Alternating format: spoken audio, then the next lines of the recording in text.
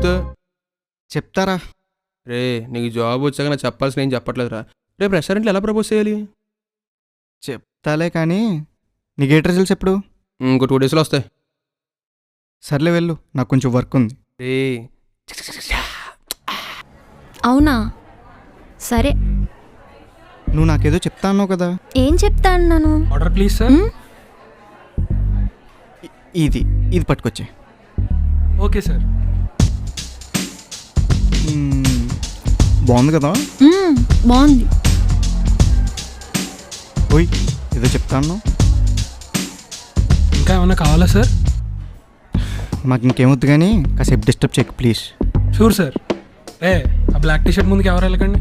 నా పేరు BTS బాల త్రిపుర సుందరి.